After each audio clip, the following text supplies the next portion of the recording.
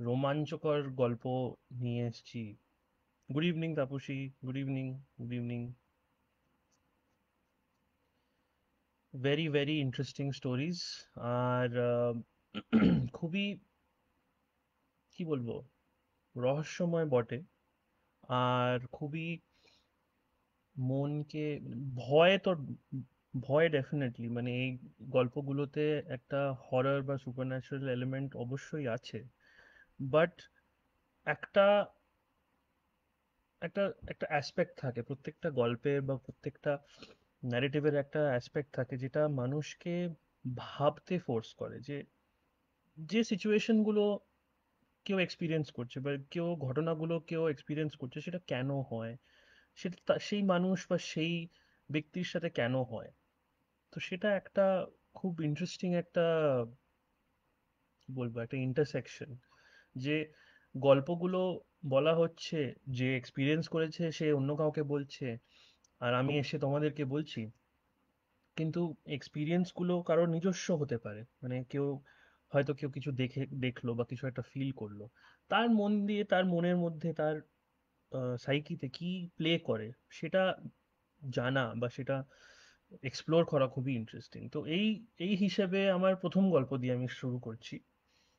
তো এই গল্প হচ্ছে আমার একজন রিসেন্টলি একজন বন্ধুর দেওয়া এই গল্প, মানে এই গল্পটা রিসাইড করা, সে নিজে এই গল্প, এই ঘটনাটা বলবো এক্সপিরিয়েন্স করেছে। তো ও হচ্ছে এক্সটার্নাল অ্যাফেয়ার্স আর আম, মানে ফরেন রিলেশনস এক্সটার্নাল অ্যাফেয়ার্স এর একটা ও কোর্স করেছে। Basically he has a expertise in that particular field. তো ও যখন ইউনিভার্সিটিতে ছিল, তো in Delhi there is a building called আকবর ভবন। আকবর, যারা দিল্লি চেনেন বা যারা দিল্লি এসছেন, চাণক্যপুরী বলে একটা জায়গা আছে দিল্লিতে, যেটা ডিপ্লোম্যাটিক জোন মানে মানা হয়। একটা পার্ট ওটার হচ্ছে ডিপ্লোম্যাটিক জোন, মানে ওখানে অনেক ফরেন কান্ট্রি বা বিদেশের অনেক এম্বাসি পাবে, অনেক কি বলে, ইনস্টিটিউট পাবে, স্কুলও পাবে। ইনফ্যাক্ট যারা যারা যতগুলো ডিপ্লোম্যাট, যারা বাইরের দেশ থেকে যারা ডিপ্লোম্যাট আসেন, তাদের বাচ্চারা ওই স্কুলে যায়। তারপরে আবার মিনিস্ট্রি অফ এক্সটার্নাল অ্যাফেয়ার্স, আমাদের যে বিদেশ মন্ত্রণালয়, বিদেশ মন্ত্রণালয়ের অনেক বিল্ডিং আছে ওখানে। তো চাণক্যপুরী আপনারা ভাবতে পারেন বা আপনারা বুঝতে পারেন যে একটা ডিপ্লোম্যাটিক জোন মতন একটা জায়গা। তো আকবর ভবন হচ্ছে একটা খুব পুরনো বিল্ডিং এই ডিপ্লোম্যাটিক জোনে। তো আকবর ভবনের গল্পটা শুরু হয় 1966-এ। ধরো 1966-এ, তখনকার সেই কালীন যে গভর্নমেন্ট ছিল, ওরা ওনারা ভেবেছিল যে একটা খুব লাক্সারি হাই এন্ড একটা হোটেল খোলা উচিত। তো 1970-তে গিয়ে ফাউন্ডেশন দেওয়া হয়েছিল, আর 1972-তে কনস্ট্রাকশন কমপ্লিট হয়ে গেছিল। তো এই হোটেলের নাম দেওয়া হয়েছিল আকবর হোটেল। তো আকবর হোটেল 1972 থেকে 1982 অবধি, মানে 1982-তে আমাদের এশিয়ান গেমস হয়েছিল দিল্লিতে। তো 1982-তে, 1982 অবধি, 1972 থেকে 1982 অবধি এই হোটেলটা খুব ভালো চলেছে, and it was run by ITDC, Indian Tourism Development Corporation. তো আইটিডিসি এরকম আরো অনেক হোটেল চালাতো দিল্লিতে, মানে তোমার সম্রাট হোটেল হয়ে গেল বা অশোক হয়ে গেল, কনিষ্ক হয়ে গেল, এরকম অনেক নাম করা বড় বড় হোটেল দিল্লিতে এখনো আছে, আজও আজও আছে। which usually dealt with a tourist audience, মানে বাইরের দেশ থেকে যারা আসতো বা যারা ট্যুরিজম করতে আসতো ইন্ডিয়াতে, তাদেরকে ওখানে থাকতে দেওয়া হতো জায়গা। তো hotel Akbar, Akbar hotel was started as a small hotel, যার ধরো দুশো দুশো বা আড়াইশো মতন ঘর ছিল। আর এটা ছিল তখনকার প্রচলিত ব্রুটালিস্ট স্টাইলে। যে লে কর্বুজে, যারা চণ্ডীগড় গেছেন বা যারা চণ্ডীগড়ের ব্যাপারে জানেন, চণ্ডীগড়ের যে আর্কিটেকচারাল স্টাইলটা, যেটা ফ্রেঞ্চ আর্কিটেক্ট লে কর্বুজিয়ের তৈরি, সেটাকে ব্রুটালিস্ট স্টাইল বলে। বেসিক্যালি আরসিসি সিমেন্ট দিয়ে তৈরি করা স্ট্রাকচার, খুব স্টার্ক এক্সটিরিয়ার, বাক্স মতন। মানে তখনকার সময়, মানে আমি বলছি 1960s 1970s-এ ওই স্টাইলটা খুব প্রচলিত ছিল। তো এরকম ভাবে, মানে এই এই এই হিসেবে এই হোটেলটাকে তৈরি করা হলো। আর বছর চলো, মানে 8-10 বছর খুব পপুলার ছিল, খুব বিজনেস করলো। 1982-তে কি হলো, 1982-তে বিজনেস স্টার্টেড গোয়িং ব্যাড, মানে বিজনেস কমে গেল। লোকজন ওরকম হোটেলে থাকতে আর আসতো না, আর কনস্ট্রাকশন বুম শুরু হলো। যেহেতু 82-তে অ্যানাউন্স হয়েছিল যে 82-তে India India will host the Asian Games, তখন একটা কনস্ট্রাকশন বুম হয়েছিল দিল্লিতে। তো সেই কনস্ট্রাকশন বুম এর জন্য অনেক পুরনো পুরনো এরকম যে হোটেলগুলো ছিল, তারা they started running out of business. যাই হোক, 82 গেমস হলো, তারপরেও অনেক বছর ধরে আইটিডিসি এই হোটেলটাকে চালালো। আবার এক্সপ্যানশনও হলো, মানে 200-250 রুম থেকে ধরো 312 বা 315 ঘর, মানে আরো এক্সপ্যানশন হয়েছে। তো আলটিমেটলি অ্যাট আ পয়েন্ট ওরা বিজনেস চালাতে পারেনি, তো ওরা ভাবলো যে ঠিক আছে, ভালো একটা লাক্সারি হোটেল, 5 স্টার হোটেল ধরে নাও, সেটা ওরা হ্যান্ড ওভার করে দিল মিনিস্ট্রি অফ এক্সটার্নাল অ্যাফেয়ার্সকে। মানে তখন মিনিস্ট্রি অফ এক্সটার্নাল অ্যাফেয়ার্স ছিল না, ministries of overseas Indian affairs, মানে যারা প্রবাসী ভারতীয়, যারা ভারতে না থেকে যারা বাইরে বিদেশে থাকে। তো আম, তাদের সেই একটা মিনিস্ট্রি ছিল, ministry of overseas Indian affairs, MOIC. সেই মিনিস্ট্রিটাকে হ্যান্ড ওভার করে দেওয়া হলো এই হোটেলটাকে। কারণ ওদের একটা অফিসের দরকার ছিল, দে নিডেড হেডকোয়ার্টার্স, তো ওই হেডকোয়ার্টার্সে ওদেরকে দেওয়া হয়েছিল। তো আহ, সেই আর কি। তো তো অ্যাজ এ রেজাল্ট, তারপরে 2016-এ when the new government came into power, Ministry of External Affairs and Ministry of Overseas Indian Affairs was merged।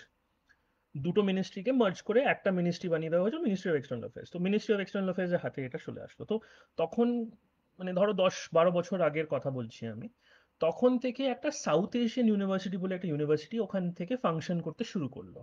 তো এখানেই আমার বন্ধুর এন্ট্রি হয় বেসিক্যালি। তো ও সাউথ এশিয়ান ইউনিভার্সিটিতে 2-3 বছরের একটা কোর্স করেছিল অন ইন্টারন্যাশনাল রিলেশনস। তো ধরো এখন এটা হচ্ছে একটা বিল্ডিং, যেটা আগে হোটেল ছিল, এখন ওটাকে অফিস তৈরি করা হয়ে গেছে, এটা অফিস বানানো হয়ে গেছে। তো কয়েকটা ঘর বা ধরো একটা উইং সাউথ এশিয়ান ইউনিভার্সিটিকে দিয়ে দেওয়া হয়েছিল। তো সাউথ এশিয়ান ইউনিভার্সিটিতে যারা স্টুডেন্টরা থাকতো, তো ওদেরকে ঘর দেওয়া হতো। যারা বাইরে, মানে যারা দিল্লির নয়, যারা দিল্লির বাইরে থেকে এসেছে, তাদেরকে থাকার জন্য যেরকম ডরমেটরি হয়, হস্টেল হয়, ওরকম ওই একটা ঘর দিয়ে দেওয়া হতো। তো আমার বন্ধু যত যত বছর ছিল, মানে 2-3 বছর যত সময় ছিল ওখানে, ওকে একটা রুম দেওয়া হয়েছিল, রুম 610, 6th ফ্লোরে রুম 610 দেওয়া হয়েছিল। এখন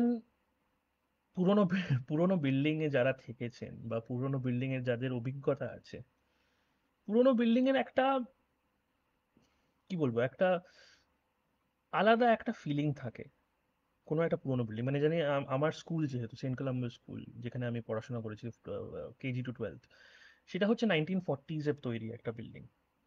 তো পুরোনো বিল্ডিং এর ফিল, পুরোনো বিল্ডিং এর যে মানে অভিজ্ঞতা একটু আলাদা হয়, মানে the space is very different. মানে নতুন বাড়ির যে কনস্ট্রাকশন হয় বা নতুন জায়গার যে কনস্ট্রাকশন হয়, ওটার একটা আলাদা সাইকোলজি, আলাদা ফিল হয়। আর যে বেশ পুরোনো, যারা পুরোনো বাড়িতে থাকেন বা যারা পুরোনো জায়গায় অনেক, মানে হয়তো কাজ করেন, গভর্নমেন্ট অফিস ধরে নাও বা মিউজিয়াম ধরে নাও বা ন্যাশনাল লাইব্রেরি, যেরকম ন্যাশনাল লাইব্রেরি ইন কলকাতা, তো পুরোনো জায়গা বা পুরোনো স্পেসের একটা আলাদা একটা ফিল থাকে, একটা আলাদা একটা অভিজ্ঞতা থাকে। তো এরকমই কিছু একটা ওর সাথে হয়েছিল। তো এখন এই বিল্ডিং এই বিল্ডিং এ ধরো 10টা মতন ফ্লোর আছে, ঠিক আছে, আর একটা বেসমেন্ট আছে।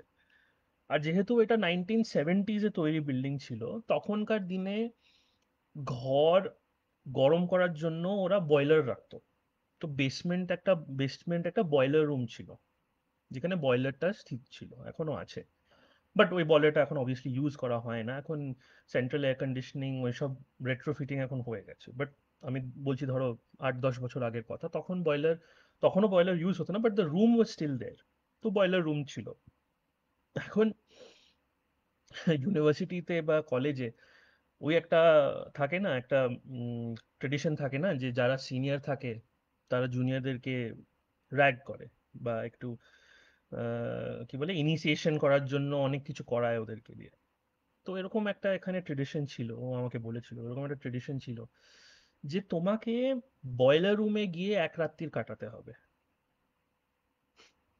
এবার চিন্তা করো, বয়লার রুম হচ্ছে, এটা পুরোনো 1970s এর বিল্ডিং। বয়লার রুম কত বছর, কত দশক ধরে বয়লার রুমটাকে ইউজ করা হচ্ছে না, তো একটা খুব মানে অন্ধকার, মানে বন্ধ অন্ধকার একটা, মানে অদ্ভুত একটা জায়গা যেখানে কেউ, কোনো মানুষের কোনো মানে সাইন নেই, কেউ ধরো একটা কোনো একটা লাইট টিম টিম করছে, কারণ just because of everyday procedure ওখানে কেউ এসে মানে ঝাড়ু করছে, পোছা করছে, ওটাকে জায়গাটাকে পরিষ্কার রাখছে, কিন্তু ওখানে কোনো অ্যাক্টিভিটি হয় না, কারণ ওই ওই ওই স্পেসটাকে কেউ ইউজ করে না এনিমোর, তো ওখানে কোনো অ্যাক্টিভিটি হয় না ওখানে।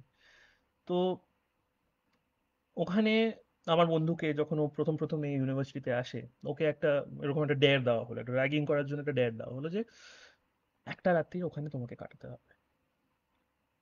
তো ন্যাচারালি একটু একটু ভয় বলবো না, একটু সংশয় তো হয়, ইফ নট ভয়, একটু সংশয় তো হয় যে এরকম জায়গায় কি কেন। মানে তখন ভাবা হয় যে আরে র্যাগিং কেন করছে, এই কেন করছে, সেই কেন করছে। তো আলটিমেটলি বিকজ ওই ইউনিভার্সিটিতে তো সিনিয়রদের ছাড়া আর কোনো সাপোর্ট স্ট্রাকচার নেই, তো ওটা করতেই হলো। তো ঠিক আছে, ও মেনে গেল, ও বললো ঠিক আছে, আমি এক রাত্রির ওখানে কেটে আসছি। তো ধরো বিকেল 8টা বা 9টার সময় ওকে বেসমেন্ট এর দিকে নিয়ে যাওয়া হয়। আর ওই বেসমেন্টের যে বয়লার রুম আছে, ওই বয়লার রুমের একটা দরজা ছিল, এখনো আছে দরজা অবভিয়াসলি। তো ওই দরজাটা খুলে ওকে বলা হলো যে ওখানে তোকে এক রাত্রি কাটতে হবে। ও ওকে একটা মোমবাতি আর একটা দেশলাই দিয়ে দিল, যে মোমবাতি দেশলাই দিয়ে, ওই মোমবাতি দেশলাই দিয়ে তোকে কাজ চালাতে হবে। ফোন মন ওরা রেখে দিয়েছিল নিজের কাছে। মানে ভাবো, এত মানে র্যাগ করার চক্করে এত অথেন্টিসিটি করতে হবে যে তুমি ফোনও ফোনও রাখতে পারবে না। তোমাকে একটা মোমবাতি আর দেশলাই নিয়ে মানে একটা কোনায় বসে থাকতে হবে পুরো রাত্রির একটা, মানে it does something to you, মানে সাইকোলজিক্যালি খুব, মানে খুব একটা খারাপ জিনিস আমি বলবো। I would not say that this is a very good thing. তো ও ডিসক্রাইব করছে জায়গাটা, মানে বলছে যে বেসমেন্টে ঢুকেই এমন মনে হচ্ছে যে কত বছর, কত দশক ধরে ওখানে কোনো মানুষ পা রাখেনি। এবং কোনো কোনো জায়গা হয় না যেগুলো অ্যাবান্ডেন্ড হয়, মানে যেগুলো একদম ডেজার্টেড অ্যাবান্ডেন্ড, মানে হানাবাড়ি মতন, যেরকম আমাদের হানা টেলস চ্যানেল, তো হানাবাড়ির মতন একটা ওখানে একটা ফিলিং ছিল যে করিডোর দিয়ে চলছে, করিডোরে একটাও লাইট নেই, মানে লাইট থাকলেও খুব টিম টিম করে লাইট, মানে আপনারা বুঝতেই পারছেন যে এই বেসমেন্ট জায়গাটা ফ্রিকোয়েন্ট করে না কেউ, যদি দরকার না পড়ে ওখানে কেউ যায় না, এরকম একটা ফিলিং। মানে হ্যাঁ, পরিষ্কার করা হচ্ছে বা মেনটেন করা হচ্ছে, সেই সেই ফিলিংটা তো নিশ্চয়ই আছে, কারণ যদি খুবই অ্যাবান্ডেন্ড হতো তাহলে হয়তো ধুল আর ওখানে এইসব ইয়ে হতো। তো একদম অ্যাবসলিউটলি ভেরি ইরি, ভেরি গা ছমছমে একটা ফিলিং ছিল ওখানে। ওটা লম্বা একটা করিডোর দিয়ে যাচ্ছে, অন্ধকার করিডোর, কোনো লাইট নেই, কিচ্ছু নেই। আর করিডোর শেষ হতেই বাঁ দিকে হচ্ছে বয়লার রুম। বয়লার রুমের দরজাটা খুললো, আর যদি করিডোরে কোনো লাইট নেই, তো চিন্তা করো বয়লার রুমে কিরকম অবস্থা হবে। বয়লার রুমের দরজা খুলে দেখে একদম পিচ ব্ল্যাক, কিচ্ছু দেখা যাচ্ছে না, একদম অ্যাবসলিউট অন্ধকার। যে কোনায় বয়লার দেখা যাচ্ছে বা কোনো উইন্ডো থাকবে, কোনো ভেন্টিলেশন কিছু একটা তো থাকে, মানে কিচ্ছু দেখা যাচ্ছে না ওখানে, একদম ব্ল্যাঙ্ক। ঠিক আছে, ওকে করতে হয়েছে ডেয়ার, তো ও করেছে। তো ও দেশলাই দিয়ে আহ, মোমবাতিটা জ্বালালো আর গিয়ে একটা কোণে বসে পড়লো। এখন ওই এক রাত্রিরও ওখানে কি করে কাটালো, সে আমি যদি হতাম আমি তো মানা করে দিতাম, মানে আমি বলতাম যে ঠিক আছে, আমাকে কান ধর করে ইউনিভার্সিটির বাইরে দাঁড় করে দাও, বা অন্য কোনো ডেয়ার দাও, আমি এরকম ডেয়ার জীবনে কখনো করতাম না। ও কি করে করলো আমি আজ অবধি বুঝে উঠতে পারিনি, যে you need lots of bravery to do something like this, সত্যি।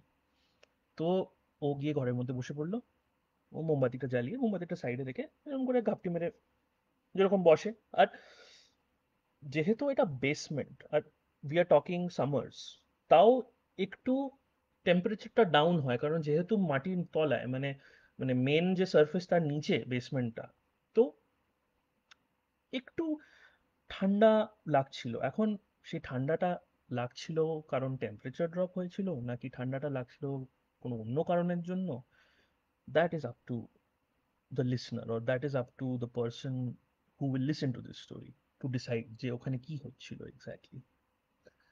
তো বললো যে দেখ, আটটা আটটা নটা বেজেছিল তো, 10টা 11টা অবধি কিছু এমন হয়নি।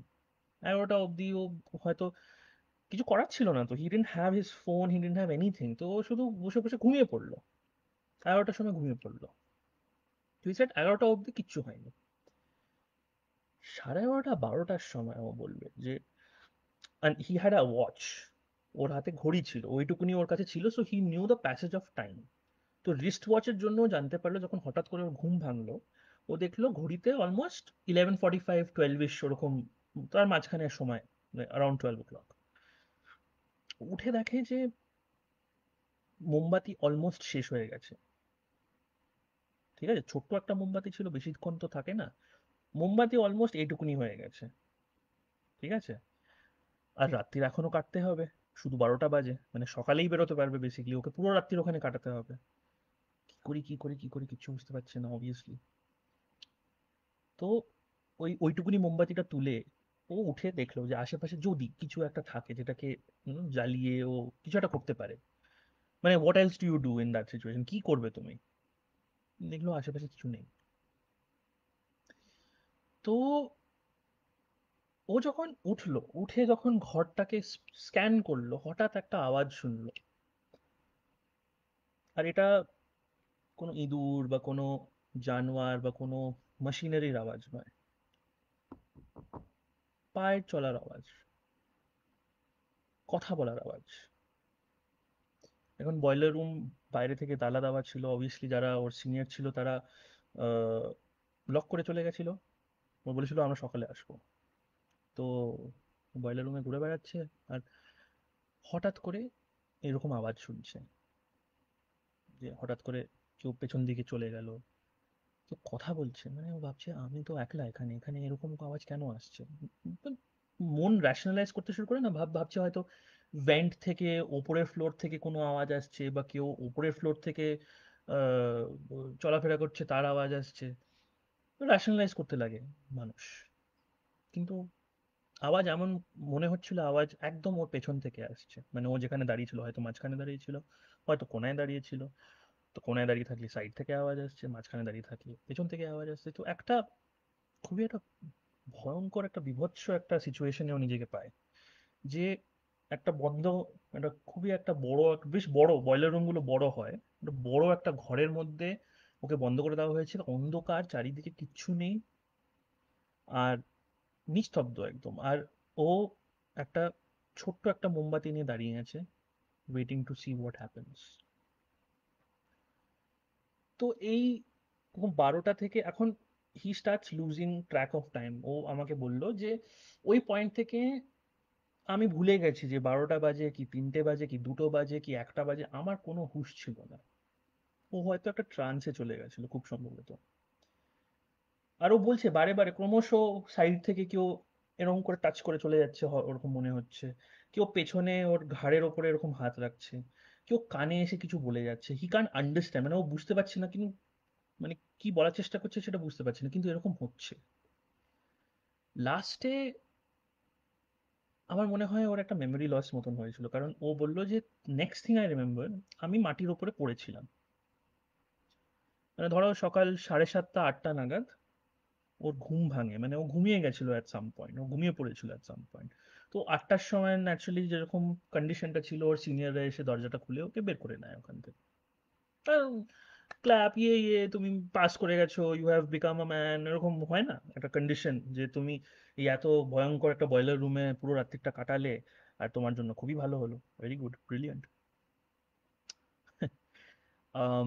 কিন্তু ও কিভাবে ঘুমালো, ও যেই স্পটে নিজেকে পায়, ও ওখানে কি করে গেল, মানে ধরো ও যদি মাঝখানে ছিল, ও কোনায় কি করে গেল, কবে গেল, কোনো আইডিয়া নেই ওর। ঠিক আছে, তো আলটিমেটলি ওরা হলো, and then he started doing his course. ও দেন ক্লাস অ্যাটেন্ড করতে লাগলো, এই সেগুলো। রুম 610-তে ওকে পাঠানো হয়েছিল। কেন বললো, এই ইনসিডেন্টের ঠিক 2-3 মাস পর ও আরো ফিনমেনা এক্সপিরিয়েন্স করতে লাগলো, ফিনমেনাই বলবো আমি এগুলোকে। তো ওর ঘরে, ওর ঘরটা বেশ বড়, বেশ বড় ছিল, ন্যাচারালি হোটেল থেকে কনভার্ট করা হয়েছে, তো বেশ বড় ঘর, একটা অ্যাটাচড বাথরুম, অনেক কিছু ছিল ওখানে ফ্যাসিলিটি হিসেবে। আর ও কয়েকটা খুব পিকুলিয়ার জিনিস নোটিস করে। তো ঘরের যে জানলা, পুরোনো কাঠের জানলা, যেটা বাইরের দিকে খোলা হয়, ঠিক আছে, ওই জানলার যে কোণা, মানে যে ফ্রেমের কোণাটা একদম কালো। আর ও তখন দেখে বুঝতে পারেনি যে এটা কালো কেন, কারণ বাকি সবকিছু সাদা ভাবে ছিল, মানে সাদা উইন্ডো, ক্রিম কালার্ড ওয়ালস, ওরকম টাইপের ছিল।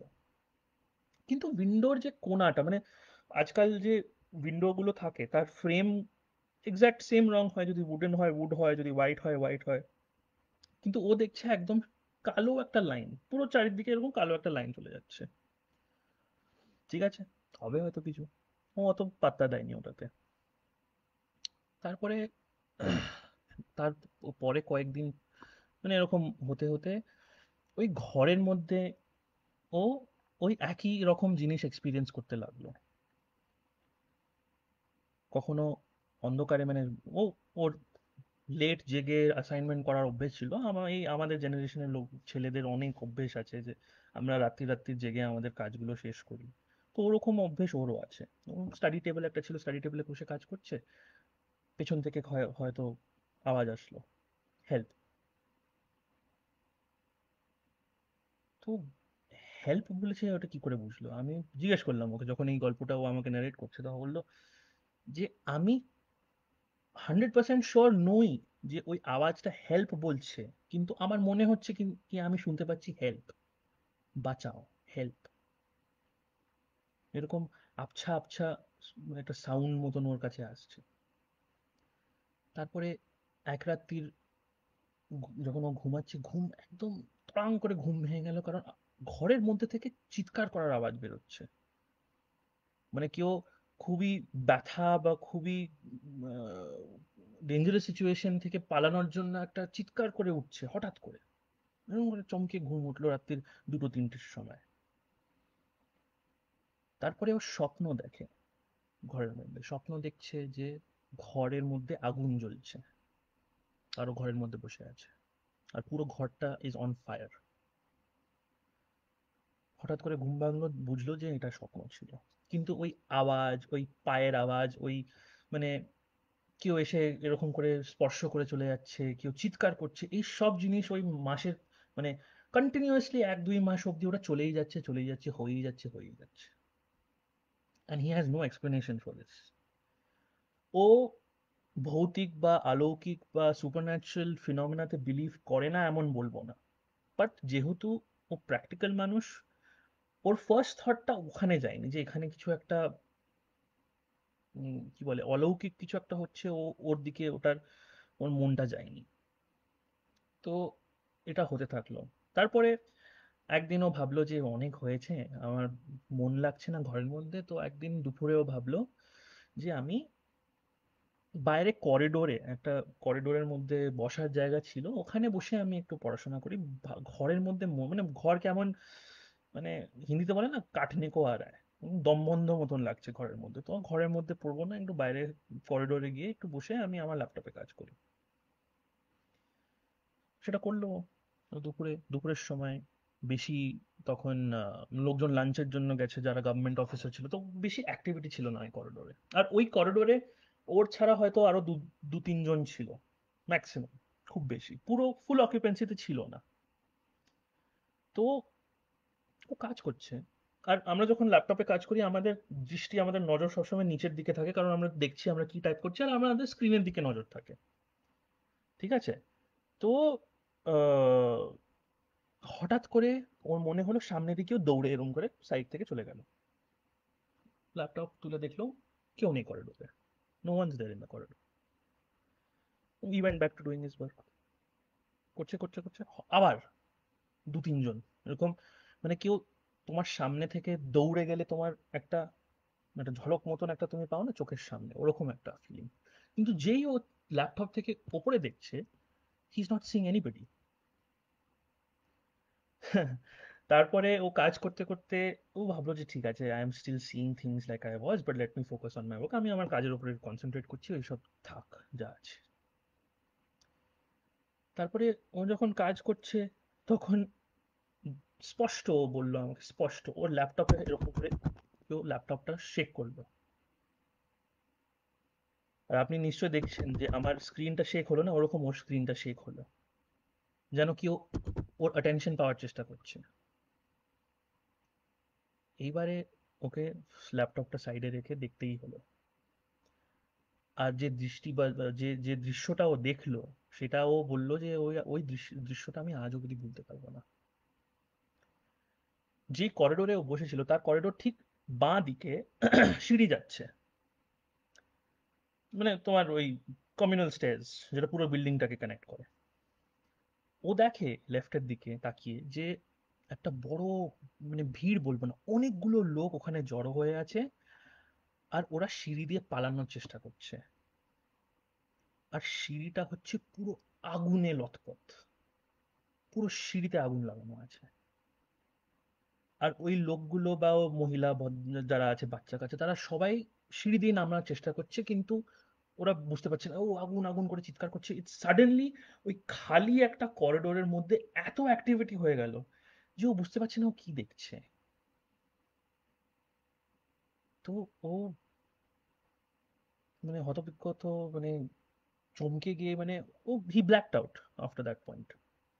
ওর মনে নেই ওই ওই ওই সিনটা দেখার পরে ও কি করে ওর ঘরে গেল, কি করে বেডে শুয়ে পড়লো। সেদিন ছুটি ছিল, so he had no classes, but how he reached his room, কিভাবে ওখানে ঢুকলো, কিভাবে গেল, ওর কিছু মনে নেই। সো কি বলবেন এটাকে আপনি, কি বলবেন যে এটা কি হচ্ছিল? সেটার একই প্রশ্ন ওর মানে ছিল। অনেক দিন, অনেক মাস ধরে এটা এক্সপিরিয়েন্স করছে, কিছু বুঝতে পারছে না, কিছু মানে ঠিক করতে পারছে না যে কি হয়েছে। Finally he gathered the courage and he spoke to one of his seniors. তাদের সাথে জিজ্ঞেস করলো যে মানে অদ্ভুত ফিনোমেনা আমি এক্সপিরিয়েন্স করছি অনেক দিন থেকে, এটা কি বলতে পারবে আমাকে, এটা কেন হচ্ছে, এই জায়গাটা থেকে কিছু একটা হয়েছে, কিছুটা হয়েছিল। যে সিনিয়রটা ছিল তার মুখ একদম সাদা, ফ্যাকাশে একদম সাদা মতন হয়ে গেল। তো বললো কবে থেকে তোর হচ্ছে এইসব?"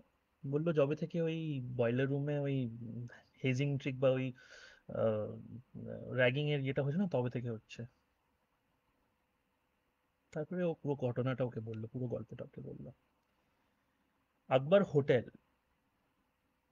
আপনারা যদি আজকেও গুগল করে দেখেন, আকবর হোটেল 2006, January 6, 2006-এ 5th ফ্লোরে ওখানে আগুন ধরে। ঠিক আছে, কিন্তু নিউজে আপনি পড়বেন যে 1-2 ঘন্টার মধ্যে ফায়ার ফাইটার এসে, মানে ফায়ার টেন্ডার, ফায়ার ট্রাককে ডেকে ওটা আন্ডার কন্ট্রোল হয়ে গেছিল। যে জিনিসের আপনি কোনো উল্লেখ বা কোনো রেকর্ড পাবেন না যে 1970s আর 80s এর মাঝখানে, আমি ইয়ারটা এক্স্যাক্টলি জানি না, বাট কেন জানি না সেটাও আপনাকে বলবো। 70s আর 80s এর মাঝখানে আকবর হোটেলে সাংঘাতিক একটা ফায়ার হয়েছিল। যদি আপনারা 85 বা 84-এর উপহার সিনেমার ব্যাপারে শুনেছেন, দিল্লির যে উপহার সিনেমা, যেখানে উপহার সিনেমাতে আগুন লেগেছে আর যারা ভেতরে ছিল তারা সবাই মারা গেলেন, because they were trapped inside. দরজাগুলো খুলছিল না।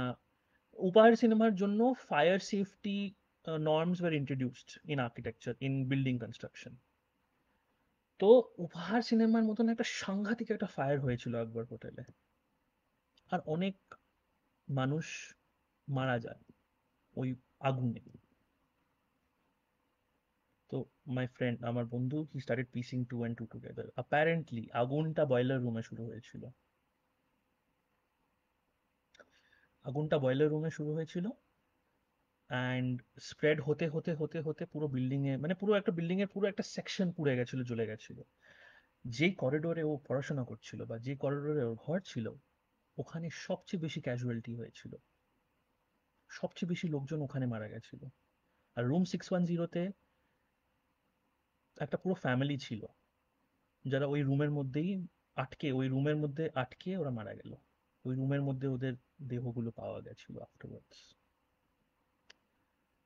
তো রুমের যে জানলা তার মধ্যে ওই কালো লাইনটার মানে ছিল ইট ইজ কল্ড সুট। যখন আগুন ধরে একটা কালো একটা রেসিডিউ থেকে যায় না, ওই কালো রেসিডিউটা সেই অবধি ওই অত বছর পরেও ওখানে ছিল। আর যারা ওই ওই দ্যাট আনফর্চুনেট ফ্যামিলি যারা ওই ঘরে ছিল, যারা ওই ঘরে মারা গেলেন, তারা তারা এখন ওখানে আছে একদিকে বলা যায়। আর যারা ওকে করিডোরে দেখা দিয়েছিল, তারা ওই করিডোরে যারা যারা গেস্ট ছিল সেই দ্যাট ফেটফুল নাইট, আমি বছরটাও বলতে পারবো না। রিজন বিং, আপনি ইন্টারনেটে খুঁজে দেখুন, কোথাও পাবেন না, এটার কোনো উল্লেখ নেই। ওই 2006-এর উল্লেখ আছে যে 2006-এ একটা আগুন হয়েছিল, মানে একটা ফায়ার ইনসিডেন্ট হয়েছিল 6 জানুয়ারি 2006। কিন্তু 70s আর 80s-এ যে আগুন ধরেছে, লোকজন মারা গেছে, তার কোনো উল্লেখ নেই। মানে it's as if it is been scrubbed from the record. ধামা চাপা দেওয়া হয়েছে যাতে কেউ জানতে না পারে যে এরকম কিছু একটা হয়েছে। ও আমাকে আজও বলে যে যারা ওখানে কাজ করে আজকে, বা যারা ওদের পড়াশোনা, শুধু তারা এই স্টোরিটা জানে, কারণ it has been pass down. গভর্নমেন্টের কোনো রেকর্ড নেই।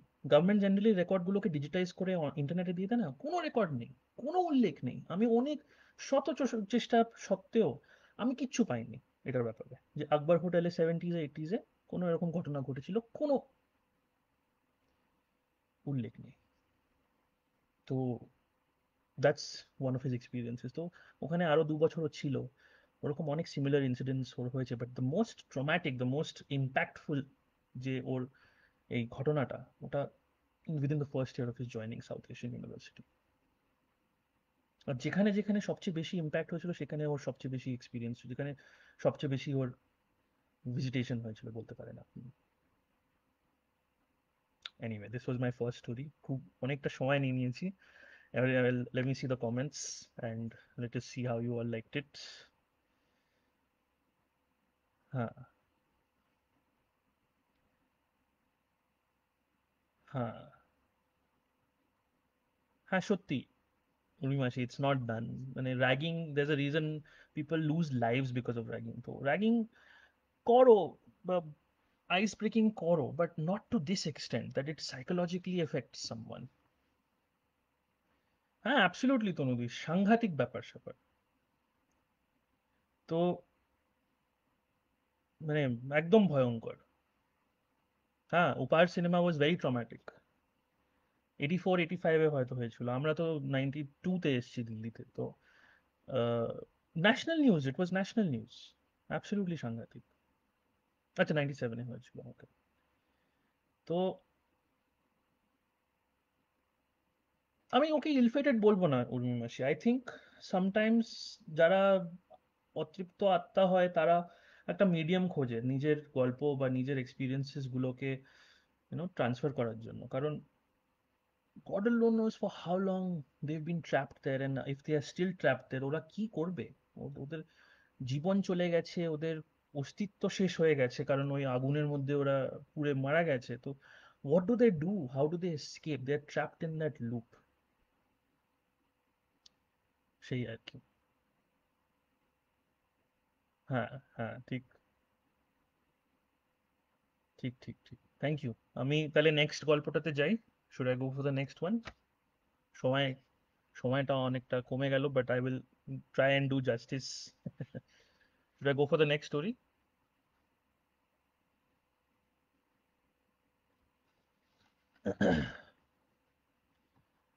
হ্যাঁ। তো নেক্সট ঘটনা হচ্ছে আরেকটা বন্ধুর স্টোরি, মানে এটা ওর কাছ থেকে শোনা, ওর পরিবারে এটা ঘটেছিল। ও হচ্ছে মির্জাপুর বলে একটা জায়গা, নিশ্চয়ই শুনেছেন, ইউপিতে মির্জাপুর বলে একটা জায়গা আছে, ওখানকার ওর বাড়ি, বেসিক্যালি ওর ফ্যামিলি ওখান থেকে। তো সেই মির্জাপুরে অনেক গ্রাম আছে, ছোট ছোট জায়গা আছে, ও ওরকম একটা গ্রামের থেকে ওর পরিবারটা আসে। তো ও যখন ছোট ছিল তখন ও ওর দাদুর বাড়িতে গিয়ে অনেক সামার হলিডে কাটাতো। তো সামার হলিডেতে দাদুর বাড়ি বা দিদিমার বাড়ি সব আশেপাশে থাকতো। তো দাদু দিদিমা, মানে ওর মায়ের প্যারেন্টস, ওরা ওখানকার একই গ্রামে, আশেপাশে বাড়ি ছিল, মানে পরিবারদের আশেপাশে বাড়ি ছিল। তো কখনো দাদুর বাড়িতে, কখনো দিদিমার বাড়িতে। তো দিদিমার আত্মীয় স্বজন ছিল, দাদুর আত্মীয় স্বজন এখন ওখানে থাকে। ঠিক আছে, তো ওরকম একটা সিচুয়েশন ছিল। তো ও গেছে ওর দিদিমা বোনের বাড়ি। আর ও তখন হয়তো 6-7 বছর, হি ইজ অ্যারাউন্ড 30 নাও। তো 24-25 ইয়ার্স ব্যাক। তো ওই বাড়িতে ওরা গেছে এমনি থাকতে, ওর বাবা মার সাথেও থাকতে গেছে, সামার হলিডে কাটাতে গেছে। আর এই বাড়িটা হচ্ছে একদম ক্ষেতের মাঝখানে, মানে বড় বড় ক্ষেত আছে ওখানে ওদের, ওরা ওরা সবাই ল্যান্ড ওনার।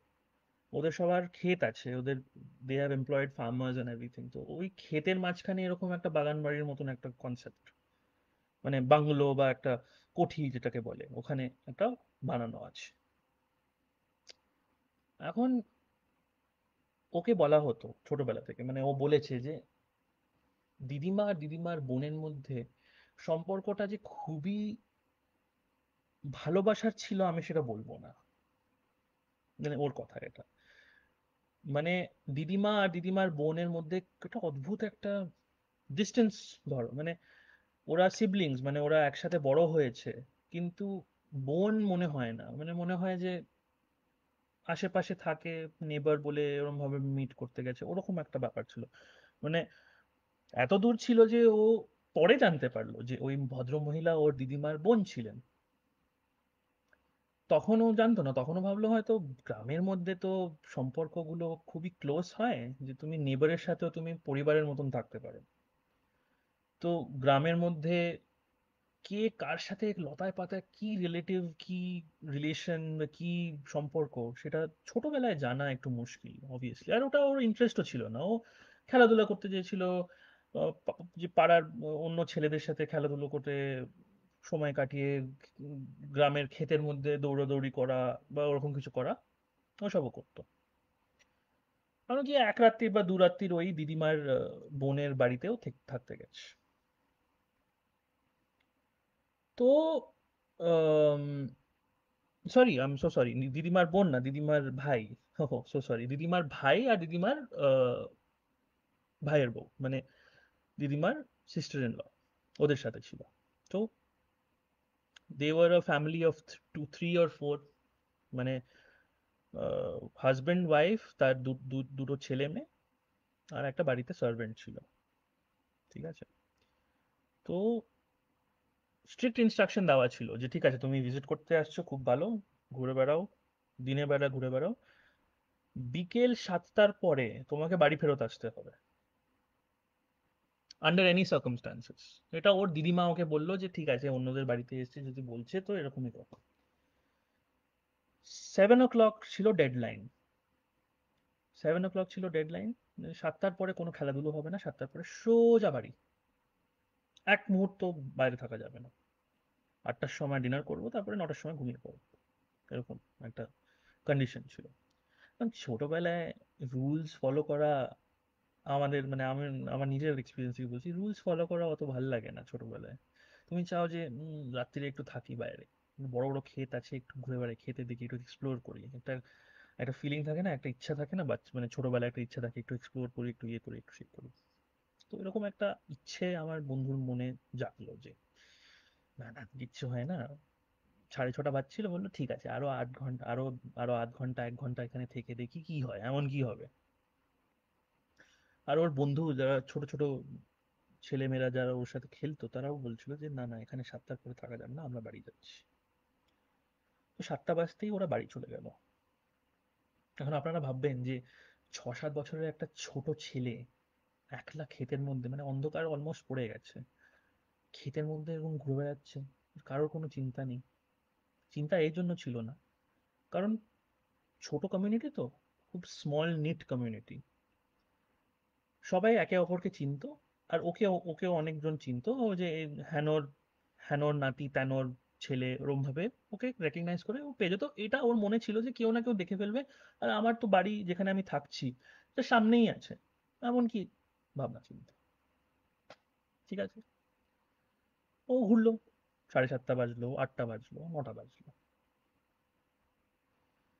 ঘুরে বেড়াচ্ছে, ঘুরে বেড়াচ্ছে, ঘুরে বেড়াচ্ছে আশেপাশে। এখন অবভিয়াসলি ওর ফ্যামিলিতে টেনশন হয়ে গেছে, ও বাড়ি এখনো ফেরেনি কেন, ফেরত আসেনি কেন। যারা সবাই ছোট ছোট বাচ্চা ছিল, যারা যারা ওর সাথে খেলছিল, ওদেরকে জিজ্ঞাসা করে হলো কোথায় গেছে ও, কোথায়, ওকে তো 7টার সময় চলে আসার সময়, এখন 9টা বাজে, 9:30 বাজতে যায়, কি হয়েছে। তো ওরা, ওর ওর দিদিমা, ওর দাদু, ওর মা বাবা সবাই মিলে বেরিয়ে ওকে, ক্ষেতের মধ্যে ও বসেছিল, ও ওখানে পেয়ে গেল ওকে, ওকে নিয়ে ফেরত চলে আসলো। ওকে জিজ্ঞেস করলো যে এতক্ষণ সময় তুমি বাইরে কেন ছিলে, তোমাকে তো বলা হয়েছিল 7টার মধ্যে বাড়ি চলে আসতে। আর ও ভয়ে একদম কাঁপছিল, ও কিছু বুঝতে পারেনি ও কি বলবে, যে ও কি দেখেছে। তো ওকে বারে বারে জিজ্ঞেস করছে কি, কিছু বল, এতক্ষণ বাইরে কি করছিলিস, কোথায় ছিলিস। তো আস্তে করে বলল যে আমি নদীর ধারে, ব্রিজের কাছে ছিলাম। তো ওদের যে ক্ষেতটা, তার ঠিক শেষের দিকে একটা ছোট্ট একটা নদী মতন, মানে একটা ব্রুক মতন নদী, ছোট্ট একটা নদী যাচ্ছিল, ওই নদীর ওপরে একটা ছোট্ট একটা ফুটব্রিজ ছিল। ওই ফুটব্রিজের কাছে খেলতে খেলতে, ঘুরতে ঘুরতে ও ওখানে পৌঁছে গেছে, মানে বল খেলছিল বা কিছু একটা, পাথর দিয়ে খেলছিল, কিছু একটা করছিল, ঘুরতে ঘুরতে ওখানে পৌঁছে গেছে। তো দিদিমা আর ওর মা বাবা জিজ্ঞেস করছে ফুটব্রিজে কি করতে গেছে, ঠিক আছে ফুটব্রিজে গেছে, কি হয়েছে, এমন কি হয়েছে। ফুটব্রিজের কাছে, ঠিক ফুটব্রিজ, ফুটব্রিজ দেখেছে, ফুটব্রিজটা চড়ার সময়, ফুটব্রিজের মানে চড়লো একদম মাঝখানে, যে সেন্টার পয়েন্ট, হাইয়েস্ট পয়েন্ট যেটা হয়, ওখানে গিয়ে পৌঁছলো। আর ও নিচে দেখলো, দেখলো একটা ওর বয়সী, মানে ওর ওর থেকে হয়তো একটু বড়, ধরো 12, 13, 14 বছর বয়সী একটা ছেলে ওর দিকে তাকিয়ে আছে এরকম করে ওপরের দিকে। ও ভাবলো যে এতদিন তো আমি কাউকে এখানে দেখিনি, হয়তো কেউ হবে গ্রামের থেকে। তো ওকে জিজ্ঞেস করলো যে তুমি কে, এখানে কি করছো এত রাত্রিরে। তো ওই ছেলেটা কোনো জবাব দেয়নি। আর ও ভাবলো যে ঠিক আছে, ছোট বাচ্চা, একটু কৌতূহল হলো, নিচে আসলো, কথা বলতে আসলো। নিচে আসলো, দেখে দেখলো ওই ছেলেটা ওখানে নেই। ভাবলো কি হঠাৎ করে কোথায় গায়েব হয়ে গেল। আর তারপরে আবার আশেপাশে ঘুরে বেড়ালো, আবার ওই ছেলেটাকে দেখছে, বললো আরে তুমি কোথায় লুকিয়ে গেছো, তুমি কি আমার সাথে হাইড এন্ড সিক, লুকাচুপি খেললো মেরে সাথে। ছোট বাচ্চা, ও তো বুঝতে পারছে না যে যাকে ও এক্সপিরিয়েন্স করছে সে মানুষ নয়। তো সে ওই ছেলেটাকে, ওই ওই ওই স্পিরিটটাকে লেটসে এরকম করে স্পর্শ করতে যায়। আর sorry if I am going to be graphic, ওই ছেলেটার মাথা আলাদা হয়ে যায় বডি বডি থেকে, আরো পড়ে যায়, আরো অদৃশ্য হয়ে যায়। এখন 6 বছরের একটা ছেলে যদি এরকম একটা দৃশ্য দেখে, কি মনে করবে। তাই জন্য ও ঘাপটি মেরে একটা কোনায়, ওই গ্রামে, ওই আহ, ক্ষেতের মধ্যে বসে লুকিয়েছিল, কারণ ও এত ভয় পেয়ে গেছিল যে ও বুঝতে পারেনি ও কি দেখলো। তো এই পুরো ঘটনাটা যখন যখন নারেট করা হলো ওর সাথে, ও ও যখন নিজের দিদিমা আর বাবা মাকে নারেট করলো, তো নিশ্চয়ই ন্যাচারালি ওরা, দিদিমার বউ ও ভাই আর ভাইয়ের বউকে জিজ্ঞেস করলো, বৌদিকে জিজ্ঞেস করলো যে এটা কি, এটা কি এরকম, এখানে কোনো একটা কোনো কোনো ভূত ফুত আছে নাকি। ওরা কিছু বলেনি, বললো না না কিছু হয়নি, ছোট ছেলে এমনি মিথ্যে কথা বলছে, কিছু কিছু একটা দেখেছে, কিছু একটা মিথ্যে কথা বলে, কথাটাকে একদম টেরিয়ে দিল, মানে ইগনোর করে দিল। তো ওরা বেশি কিছু ভাবেনি, তারপরের দিন ওরা ভাবলো যে ঠিক আছে থাক, এখানে অনেক হয়ে গেছে, বাচ্চার ভয় পেয়ে, ভয় ভয় পেয়েছে, বেরিয়ে পড়ি এখান থেকে। বেরিয়ে পড়ে ওরা ফেরত চলে গেল, ওরা থাকে বারাণসীতে, ওরা বারাণসী ফেরত চলে গেল। অনেক বছর কেটে গেল, কেটে গেল অনেক বছর, এরম ভাবে কেটে গেল। আমার বন্ধু বড় হয়ে গেল, তো যখন আমার বন্ধুর বয়স ধরো 14, 15 বছর বয়স, তখন এই ইনস্টেন্সটা, এই এই সিচুয়েশনটা ওর মনে পড়ে। তো ও মাকে জিজ্ঞেস করলো যে এটা কি হয়েছিল আমার সাথে, তোমার কি মনে আছে। মা চুপ, তখন ওর মা কিছু বলেনি। বললো না আমাকে বলো কি হয়েছে, চুপ কেন আছো। ওর মা বললো না তোকে বলে কোনো লাভ নেই, এটা খুবই ভয়াবহ আর খুবই ডিস্টার্বিং, তোকে বলে কোনো লাভ নেই। বললো না আমি জানতে চাই, আমি জানতে চাই, আমার বয়স হয়েছে, নেক্সট ইয়ার 15 বছর হয়ে যাবো, আমাকে তোমাকে বলতেই হবে, কারণ আমি আজ পর্যন্ত বুঝতে পারিনি আমার সাথে হলোটা কি। ওই ওই রাত্রিরে, ওই দিন, ওই ওই মানে ওই বিকেল রাত্রিরে ওই ঘটনাটা কি হয়েছে, আমি আজ অবধি বুঝতে পারিনি কি হয়েছে আমার সাথে। মা বলো ঠিক আছে তোকে বলছি। ঘটনা হচ্ছে যে এই যে ওর দিদিমার ভাই আর ভাইয়ের বউ, এই যে হাউস হোল্ডটা, এদের বাড়িতে একটা চাকর ছিল। 14-15 বছর বয়সের একটা চাকর ছিল, অনেক বছর আগে, মানে ওর জন্মের অনেক বছর আগে। এখন ওদের যেহেতু অ্যানসেস্ট্রাল ল্যান্ড অনেক ছিল, ক্ষেত ছিল, বড় একটা ক্ষেত ছিল, একটা লোভ এসে যায় মানুষের মধ্যে, কি আমার এত জমি আছে, আমার এত ধন সম্পত্তি আছে, এটা কি কি করে আমি বাড়াই, কি করে আমি এটাকে আরো এক্সপ্যান্ড করি। তো এইসব করার জন্য ওই পরিবারটা তন্ত্র সাধনার মধ্যে পড়ে গেছিল। আর আমি তন্ত্র সাধনাকে খারাপ বলছি না, কিন্তু এইসব অনেক অনেক কুপদ্ধতি মতন আছে, কুকৃতি আছে, যেগুলো করে লোকজন শর্ট টার্ম গেইন করার চেষ্টা করে, কাউকে হার্ম করা, বা টাকা পয়সা জোগাড় করা, বা অন্যের সম্পত্তি এর উপরে লোভ থাকে, বা অন্যের কোনো ক্ষতি করতে চায়, এইসব কুকৃতি কুপরম্পরা দিয়ে ওরা এইসব করতে চায়, ও করতে যায়। এখন কে ওদেরকে এই অ্যাডভাইস গুলো দিচ্ছিল আমি জানি না, ওরা কিরকম লোকজন ছিল আপনি বুঝতেই পারছেন, যে ওই কুকৃতি বা কুপরম্পরার থেকে ওরা এমন একদিন করলো যে ওই 14-15 বছর বয়সের ছেলে, ওদের ম্যান সার্ভেন্ট, ওদের মানে ম্যান সার্ভেন্ট বলবো না, ওদের চাকর, তাকে তার হাত বেঁধে তার বলি দিয়ে দেয়। 14-15 বছর বয়সের একটা ছেলেকে বলি দিয়ে দেয়, নর বলি যেটাকে বলে, নর বলি হলো। আর তারপরে তার দেহকে তুলে আহ ওই নদীর ঘাটে, ওই নদীর কোনায় ওখানে পুঁতে দেওয়া হয় ওকে, ছেলেটাকে। আর যখন লোকজন জিজ্ঞেস করে যে এই ছেলেটা কোথায় গেল, বললো ও নিজের দেশে চলে গেছে ফেরত, ও ওখানকার ছিল না, বিহার ফিহার কোথাকার ছিল। খুব খুব সম্ভবত বেঙ্গলেরও হতে পারে, ওরা জানে না ও কোথা থেকে এসেছিল। কিন্তু ওই ছেলেটাকে ওরম ভাবে নির্মম ভাবে হত্যা করা হয় বেসিকলি। আর তারপরে কয়েক কয়েক বছর পরে ওখানে একটা ব্রিজ তৈরি হয়ে যায়, যেখানে ওর দেহকে পোতা পোতা হয়েছিল, ওখানে একটা ব্রিজ তৈরি হয়ে যায়। তো শুধু আমার বন্ধু না, ওখানে যারা থাকে ওরা সবাই ওকে দেখেছে, আজ অবধিও হয়তো ওকে দেখে। ওই ব্রিজের আশেপাশে ওই ছেলেটা ঘুরে বেড়ায়। আর ঠিক ওরকম সময়, মানে লোকজন বলে যে রাত্রির 9:30 বা 9টার সময় ওকে খুন করা হয়েছিল, আর ওই 9:30-10টার সময় ওকে ওখানে পোতা হয়েছিল। তো ঠিক ওরকম সময় ও প্রকট হয় ওখানে, ওখানে এসে হাই হ্যালো বলতে আসে একদিকে। আর ওই 14-15 বছর বয়সের ছেলে, আর কারণ ওখানে অনেক লোকজন এখনো আছে যারা ওকে চিনতো যখন ও জীবিত ছিল। তো ওকে দেখে ওরা চিনেছে যে এটা এই এত বছর চলে গেছে, ও তো বেঁচে নেই এমন তো মনে হচ্ছে না, 20-25 বছর হয়ে গেছে, তারপরেও ও বাচ্চার মতন দেখতে, এমন তো হতে পারে না। তো এভরিবডি আন্ডারস্টুড যে ওর খুব একটা tragic fate, he met a very tragic fate. আপনি এবার জিজ্ঞেস করবেন যে what happen to this disgusting, this এই বিচ্ছিরি পরিবারের সাথে কি হলো। বলে না যে কারোর খারাপ করতে গেলে তোমার সাথে খারাপ হয়।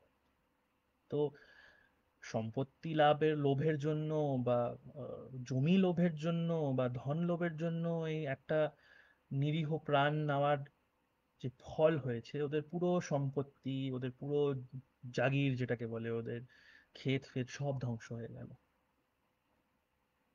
টাকা পয়সা হাত থেকে বেরিয়ে গেল।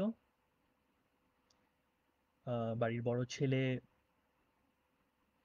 মদ আর জুয়া খেলে খেলে নিজের প্রাণ ত্যাগ করে দিল একদিন। মেয়ের বিয়ে হলো অন্য বাড়িতে, মানে মেয়ের বিয়ে হলো কিন্তু একটা খারাপ পরিবারে বিয়ে হলো, যেখানে ওকে মিসট্রিট করা হলো। আর লাস্টে যে ওর দিদিমার ভাই আর দিদিমার বৌদি, ওদের সাথে কি হলো কেউ জানে না। কিন্তু ওরা ওই বাড়িটাকে খালি করে চলে গেল ওখান থেকে। মানে ওই যে হাউস হোল্ডটা ছিল, ওই ধন সম্পত্তি যার যার লোভে একটা নিরীহ প্রাণী, নিরীহ প্রাণী বলছি, নিরীহ নিরীহ একটা 14-15 বছর বয়সের ছেলেকে ওরা হত্যা করলো, সেটা ওরা কিছু রাখতে পারলো না। ওই পুরো পরিবারটা একদিকে ধ্বংস হয়ে গেল। কিন্তু এটাই একটা ভাবার একটা কথা যে for what end, to what end, কেন, ও কি ভুল করেছিল। যে ওর সাথে এরকম হলো। তো এই কারণের জন্য ওর মা, আমার আমার বন্ধুকে ওর মা এটা বলতে চায়নি, কারণ ইটস অ্যান এম্বারেসমেন্ট। এরকম একটা গল্প, মানে নিজের ফ্যামিলি, মানে নিজের ওর ওর মায়ের মাসি, বা সরি ওর মায়ের মামা, একদিকে ওর মায়ের মামা, ওর মায়ের মামা, সরি ওর মায়ের মামা এরকম একটা কাজ করেছে, বা ওর মায়ের মামি এরকম একটা কাজ করেছে, একটা বিচ্ছিরি একটা কাজ করেছে। তো কেউ, যে কোনো পরিবারে এরকম একটা আহ, গল্পকে কেউ বলতে চাইবে না, বাট এরকম একটা গল্প ওর পরিবারে আছে। এনিওয়ে, কেমন লাগলো? I am 5 minutes away from 10 o'clock। আর একটা গল্প আছে, I will quickly go through that. তো আমাকে প্লিজ জানান যদি আপনারা শুনতে চান। জাস্ট কমেন্টগুলো দেখে নিই একবার। থ্যাংক ইউ ইন্দ্রাণীদি, thank you, thank you, thank you, thank you Binu মাসি, থ্যাংক ইউ, থ্যাংক ইউ তনুদি। Yes, Sudipta di, any entity tries to make its presence non, true. হ্যাঁ, এই এই tantra sadhana is being misused even today, everybody does it আজকাল। ইন্টারনেটে is, people talk about it on the internet, everybody does it. Hmm. হ্যাঁ, একদম, they deserve ইট, এরকম কাজ করলে ঠিক হয়েছে একদম। হুম, ঠিক ঠিক ঠিক, গ্রিড ডিস্ট্রয়েজ এভরিথিং, শেমফুল অ্যাক্ট। ওকে, তো একটা লাস্ট গল্প আছে। একটু সময়ের ওপরে চলে যাবে I know, but let me no যদি আপনাদের এই গল্পগুলো ভালো লাগছে, আমার গল্পগুলো ভালো লাগছে। I shall narrate that one last story for tonight. Okay, so we go for the main story, যেটাকে আমি মেন এই জন্য বলছি কারণ I save this for the last, এই জন্য কারণ এটা হচ্ছে ওই যে বন্ধু ওই ছেলেটাকে দেখলো ওই ব্রিজে, ওরই গল্প। ওর নিজের নিজের সাথে নিজের অভিজ্ঞতার গল্প। তো সেই আপনাকে বললাম না, ওই একটা কিউরিওসিটি ভাব ছিল যে 7টার পরে কি হয় ক্ষেতের মধ্যে, 7টার পরে এমন কি হয় যে আমার পরিবার আমাকে দেখতে দিচ্ছে না, আমাকে বাড়ি ডাকছে। ওই কৌতূহল, ওই একটা ডেয়ারিং ভাব যেটাকে বলে, সেটা তো ওর মধ্যে আজ অবধি আছে। এই ঘটনাটা হয় ওর সাথে ধরো 3-4 বছর আগে, when he was around 26-27। তো ও আর ওর দুজন বন্ধু মানালি ঘুরতে গেছে। আপনারা নিশ্চয়ই মানালি, অনেক লোকজন মানালি গেছেন। মানালিতে there is a famous temple, the Hidimba temple, Hidimba Devi temple. আর খুবই গহন, ডিপ একটা জঙ্গলের মধ্যে ওই মন্দিরটা স্থিত। আর খুবই খুবই ধার্মিক জায়গা, ওখানে আমিও গেছি। খুব সুন্দর, খুব ধার্মিক একটা জায়গা হিড়িম্বা দেবী মন্দির। কিন্তু পাহাড়ে বা পাহাড়ি লোকের খুব নিয়ম আছে, খুব নিয়ম, ওরা খুব নিয়ম ফলো করে, মানে কোনো কোনো সময় টাইমিং এর খুব একটা মহত্তা আছে, একটা একটা ইম্পর্টেন্স আছে। তো একটা আম, যদি বলা যায় যে এই জায়গাটাতে এই সময়ের পরে যাওয়া উচিত না, সেটা ওরা খুব স্ট্রিক্টলি ফলো করে, অ্যাটলিস্ট লোকালরা ফলো করে। যারা ঘুরতে আসে তাদের, আমার বন্ধুর মতন তাদেরও মাইন্ডসেট হয় যে কুছ नहीं होता, এরকম কিছু হয় না, ঘুরে বেড়ে ঘুরে দেখি, সব অন্ধবিশ্বাস হতা है। একটা তো ফেমাস একটা লাইন আপনারা শুনবেন, সব অন্ধবিশ্বাস হতা है। এই অন্ধবিশ্বাসটা কি আর বিশ্বাসটা কি, সেটা এরকম একটা ঘটনা হলেই সেটা ক্লিয়ার হয়ে যায় লোকজনের জন্য। তো ওরা ঘুরে বেড়াচ্ছে, and obviously these are young, 25-26 বছর বয়সের ছেলে ঘুরে বেড়াচ্ছে, ঠিক আছে। একটা ফান বা একটা ইয়ে করার একটা টেন্ডেন্সি আছে যে আমরা ঘুরতে এসেছি, একটু মদ খাই, একটু কিছু করি, একটু অ্যাডভেঞ্চার করি, ওরকম হয়। ওটা আমিও করেছি ইন মাই ডে। তো ওরা ওটা করতে বেরিয়েছে। এখন ওখানে স্পষ্ট বলা হয়েছে ওদেরকে, লোকালরা যারা দোকান চালায় বা যারা হোটেল চালাচ্ছিল, তো ওদেরকে বলা হয়েছে যে উম, দেখুন, আপনারা এসছেন খুব ভালো, আপনারা আসুন, থাকুন, খুব ভালো লাগছে আপনাদেরকে হোস্ট করে, কিন্তু আপনাকে একটা খুব ইম্পর্টেন্ট ইনস্ট্রাকশন দিয়ে দিই। ওল্ড মানালি আর নিউ মানালির মাঝখানে একটা বড় একটা জঙ্গল আছে, আজও আছে। ওরা বলেছে কিছুতেই 9টার পরে ওই জঙ্গলে ঢুকবেন না। কেন ঢুকবেন না? আমাদের এখানে हम यहाँ पे मानते हैं, इसको हम मानते हैं, वो जंगल मायावी जंगल है, ওরা বললো, হিন্দিতে বলছি, মায়াবী জঙ্গল হ্যাঁ, ওখানে যাবেন না। ওখানে কেউ একবার ঢুকলে আর বেরোতে ফেরত আসে না, আর ফেরত আসলে মৃত ফেরত আসে, মানে either you die or you disappear, এরকম একটা ব্যাপার। ন্যাচারালি যারা 20 সামথিং ছেলেরা স্পেশালি, তাদের মনে তো একটা ঘুরতে থাকে, ভূতের জায়গা, সুপার ন্যাচারাল জায়গা, ওহ ইহা তো জানাই পড়েগা, এখানে তো যেতেই হবে। তো আর আমি লাস্ট গল্পটা তো লাস্ট গল্পটাতে তো অ্যাটলিস্ট আমার বন্ধু তখন ছোট ছিল, তো ছোটবেলায় অত বোধ থাকে না, বাট তুমি এখন 20-25 বছর বয়সের একটা লোক, ইউর আ ম্যান নাও, তাও তোমার একটা ওই একটা মরবিড কিউরিওসিটি বলে একটা জিনিস থাকে, সেটা তুমি ওটাকে চুপ করাতে পারো না নিজের মনে, তো তোমাকে ওই অ্যাডভেঞ্চার সিক করতে যেতেই হচ্ছে। ঠিক আছে, ও বললো ঠিক আছে, ও কথা অমান্য করলো, শুনলো কিন্তু অমান্য করলো। তিনজন বেরিয়ে পড়লো রাত্রি 9টার সময়, 9:30টার সময়, জঙ্গলের ধারে। জঙ্গল তো আমরা আগেও গেছি, এই জঙ্গলের মধ্যে কি তফাৎ, কি এমন হবে এই জঙ্গলে? ঠিক আছে বললো। এবার জঙ্গলে ঢুকেছে, চলছে চলছে, আর হাতে ওই একটা বিয়ার বা কিছু একটা আছে, ওটা খেতে খেতে যাচ্ছে। মানে বোকামোর আপনারা মানে বোকামোর কোনো সীমা নেই।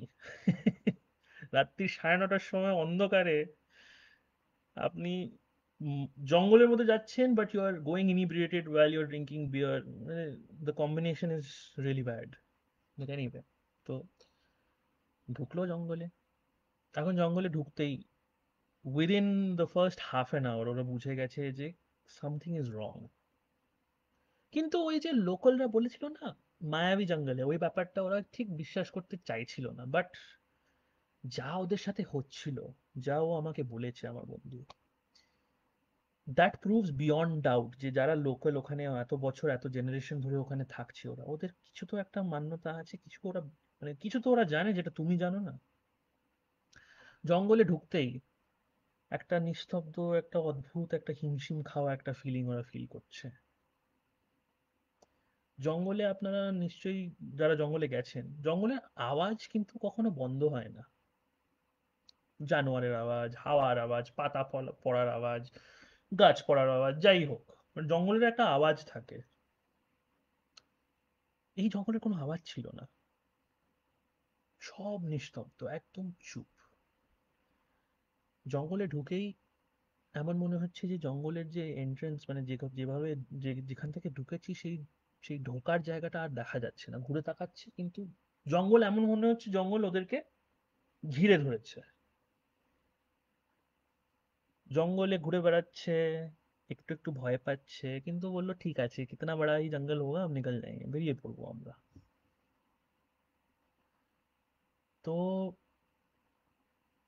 ওরা বলছে যে কি করি কি করি, তো বলে ঠিক আছে আমরা লেট আস কিপ ওয়াকিং। হাতে একটা টর্চ ছিল, এইটুকুনি বুদ্ধি ছিল, একটা টর্চ নিয়ে বেরিয়েছিল হাতে, যেহেতু রাত্রিরে বেরোচ্ছে। তো আফটার আ সার্টেন পয়েন্ট, একটা পয়েন্টে ওরা পৌঁছে গিয়ে ওদের ফিল হতে লাগলো যে ওদের কেউ পেছন পেছন চলছে। কি? ওদের তিনজন ছাড়া তো ওরা জানে না এই জঙ্গলে কে আছে। থাকতেই পারে, অন্য কেউ থাকতে পারে ওদের মতন, মাথা মাথা মোটা ওদের মতন, যে রাত্রে জঙ্গলকে এক্সপ্লোর করতে বেরিয়েছে, হতেই পারে। কিন্তু মানুষ ফলো করছে, এমন একটা আবহাওয়া, এমন একটা ফিলিং যাদের থাকে, তারা বলবে যে মানে ওদের ছিল, they know, you get to know যে তোমাকে কেউ ফলো করছে, তোমার একটা ফিলিং এসে যায়, একটা সিক্স সেন্স থাকে, কিন্তু এটা কোনো মানুষ ফলো করছে এমন মনে হচ্ছিল না।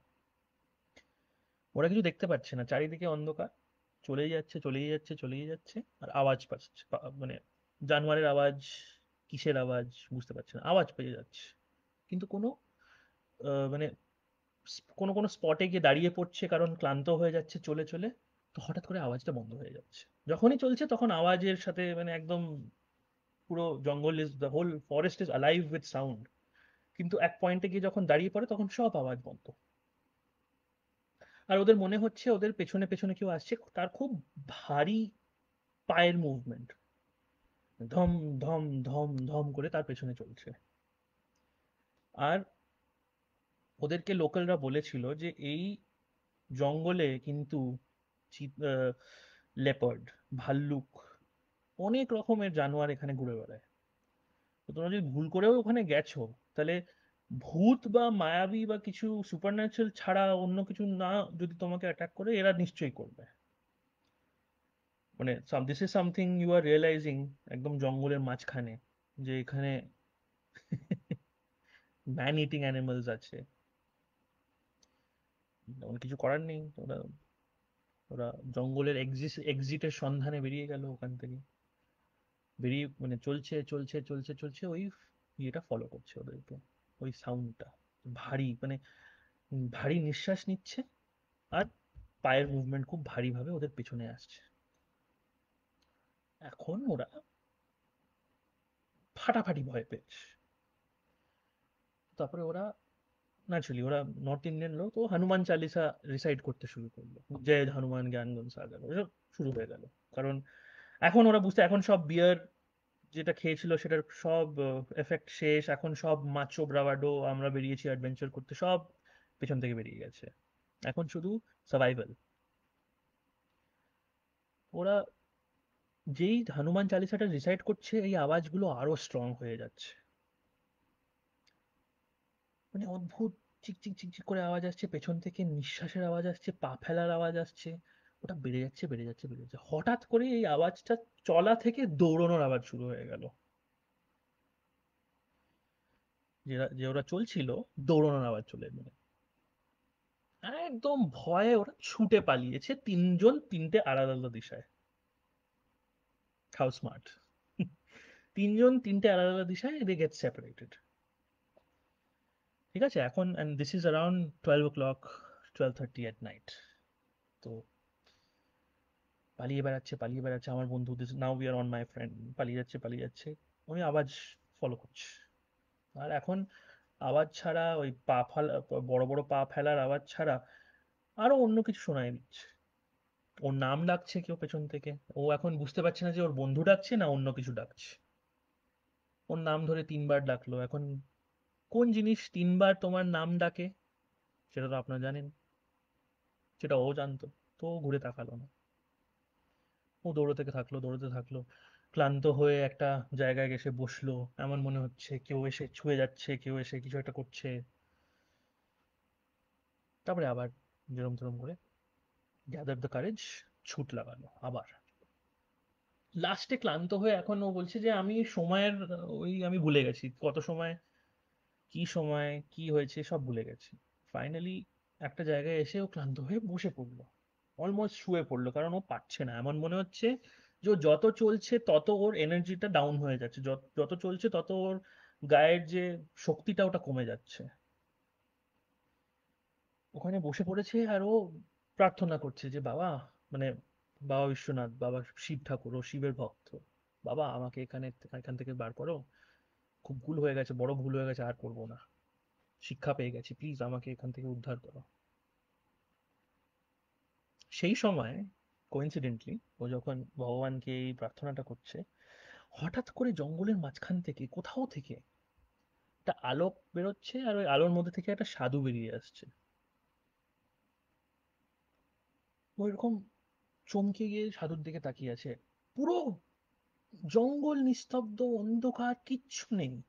আর হঠাৎ করে মাঝখান থেকে একটা আলো বেরিয়ে এসে একটা সাধু এসে, মানে ধরো সাধুর কোনো একটা কুটিয়া মতন বা কোনো একটা ওখানে ঝোপড়ি মতন আছে যেখানে সাধু হয়তো থাকে জঙ্গলের মাঝখানে, ওখান থেকে সাধু বেরিয়ে এসে ওর দিকে তাকিয়ে এরকম বললো, ক্যা মারনে আয়া হ্যায় ক্যা?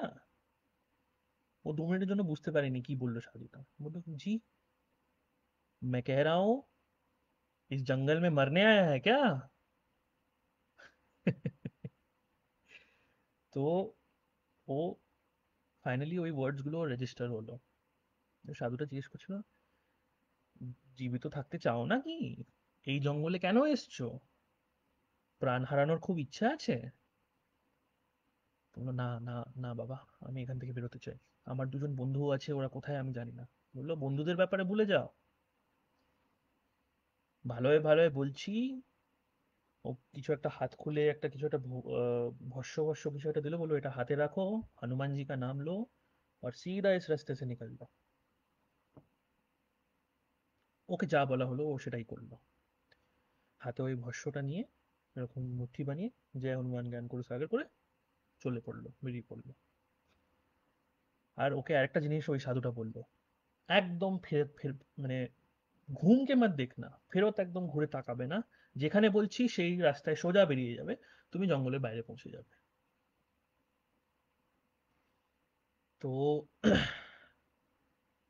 ওর এখন মানে মেন্টাল স্টেটটা বুঝতেই পারছো, ওর বন্ধুরা কোথায় ও জানে না, ও একা। আর ওই ওই ভয়ঙ্কর একটা মায়াবী জঙ্গলের মধ্যে আছে, ওখান থেকে বেরোনোর চেষ্টা করছে। তো ফাইনালি যে সাধুটা ওকে যা বললো ও সেটা ফলো করলো। ওই একটা রাস্তায় চলতে চলতে চলতে চলতে সত্যি জঙ্গলের ধারে, মানে জঙ্গলের যে শেষ ভাগটা সেখানে গিয়ে পৌঁছলো।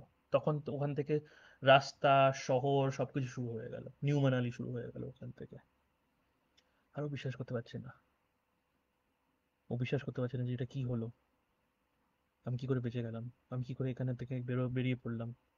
এই যে জঙ্গল, যেখানে লোকজন, এখানকার লোকাল বলে যে যারা একবার ঢোকে ওরা বেরোয় না, কখনো জীবিত বেরোয় না, ও কি করে জীবিত বেরিয়ে গেল। তো হঠাৎ করে ওর কেউ ওর নাম ডাকলো, ও শুনলো। এখন জঙ্গলের ভেতরে ওর নাম ডেকেছিল, ও পেছনে মুড়ে ঘুরে তাকায়নি, এখন ও ভয় লাগছে, না আমি কে আমাকে ডাকছে। আর জোরে জোরে 3 বার 4 বার 5 বার ওর নাম ডেকে, তারপরে ঘুরে দেখলো ওর ওর দুজন বন্ধু গাছের উপরে উঠে বসে আছে। ওর দুজন বন্ধু জঙ্গলের ঠিক শেষের, মানে মুখের, জঙ্গলের মুখ একদিকে, মানে ওখান থেকে ঢুকতে গেলে ওটা জঙ্গলের মুখই হবে, ওই জঙ্গলের শেষের মুখের দিকে একটা গাছের উপরে ওরা চড়ে বসেছিল। আর আপনারা ভাববেন যে ওরা ফোন করে কল করতে চায়নি কেন, মানে ওসব করলো না কেন। তখন অত বোধ থাকে না। একটা মায়াবী একটা ভয়ঙ্কর একটা জঙ্গলের মধ্যে তুমি ঘুরে বেড়াচ্ছ, তোমার ফোন বের করে তুমি তোমার বন্ধুকে ফোন করবে, তুমি তোমার নিজের জীবন ব্যাপারে ভাববে না বন্ধুর ব্যাপারে ভাববে। তো আলটিমেটলি এটা জানা গেল যে they was stuck in the forest for 5-6 ঘন্টা মতন ছিল, সকাল 6টা বাজছিল। 6 ঘন্টা ধরে ওই জঙ্গলের মধ্যে ওরা ঘুরে বেড়াচ্ছিল। আর ভগবানের কৃপায় 3জনই বেঁচে গেছে। কিন্তু আর আমার মনে হয় না ওরা এরকম কোনো অ্যাডভেঞ্চার করতে চাইবে। আর ওই সাধু, সে কে ছিল, যে সাধু ছিল সে ভগবানের রূপ ছিল কি, আমিও জানি না, ও জানে না, কিন্তু আমি এটুকুনি ওকে বললাম, আমি বললাম যে তোর মাথায় তোর তোর তোর ওপরে ভগবানের কৃপা ছিল, তাই জন্য ওই সাধুটা তোকে দেখা দিয়েছে, তাই জন্য তোকে ওই ভস্যটা দিল, তাই জন্য তুই ওখান থেকে জীবিত বেরোতে পারলি। বললো, হ্যাঁ ঠিক, ঠিকই বলছো। তো এই ছিল আমার লাস্ট গল্প। অনেকটা অনেকটা এক্সটেন্ড করে গেছি। আই হোপ আমার ফার্স্ট লাইভ সেশন সবারই ভালো লাগলো। আমি একবার লাস্ট টাইম আমার কমেন্টগুলো একবার দেখে নিই।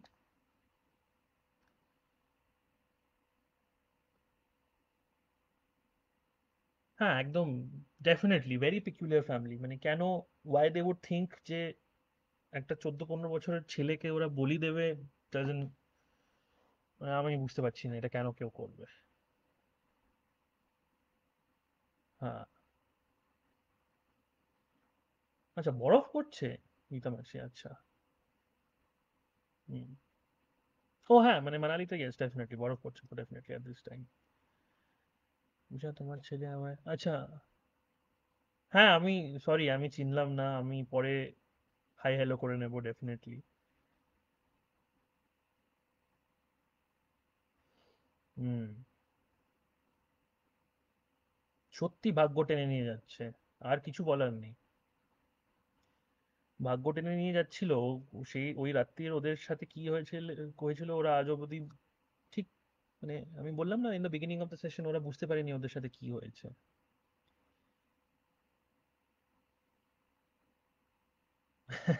অক্টোপাস ধরে নিয়েছে, হ্যাঁ ওরকমই। হ্যাঁ, অনেক গল্প আছে, একদিন শোনাবো, হ্যাঁ definitely Taapsee, definitely please come, please শোনাও তো আমাদের গল্প, এরকম অনেক গল্প আছে অ্যাক্রস দ্য এন্টায়ার কান্ট্রি, এত গল্প, এত গল্প, মানে গল্প অনেক কিন্তু সময় নেই শোনার জন্য, আলটিমেটলি সেটাই আমি, আমার কথা। Hmm. Yes, it was a very big lesson for them. Thank you everybody, thank you. অনেক ভালো লাগলো, অনেক ভালো লাগলো, অনেক আহ, হ্যাঁ সোমা মাসি, গুরু কৃপারি, জি বললাম, হ্যাঁ। থ্যাংক ইউ সোমা মাসি। খুব ভালো লাগলো ফার্স্ট সেশনটা এসে দেওয়া, অনেক দিন ওভারডিউ ছিল, আমার অনেক ইচ্ছা, আমি অনেক এখানে লাইভ সেশন দেখেছিলাম যে না একদিন আসবো একদিন আসবো, ওই কাজের জন্য সময় পাচ্ছিলাম না, ফাইনালি একটা সেশন করতে আমি একটা সময় পেলাম। থ্যাংক ইউ শোনার জন্য, thank you for the live, and thank you to all the people যারা আমাকে ইউটিউবে শুনবে। Please like comment subscribe to Hana Tales, আর আমাদের ফেসবুক পেজ জয়েন করুন, আপনারা এসে লাইভ করুন, please join us and please help us grow the Hana Tales family. এই পরিবারটাকে আরো বড় করতে হবে, আরো গল্প বলতে হবে, আরো শুনতে চাই আমরা। ধন্যবাদ, thank you so much. Please subscribe to our channel Hana Tales. Comment, share, like, and don't forget to hit the notification bell for more videos.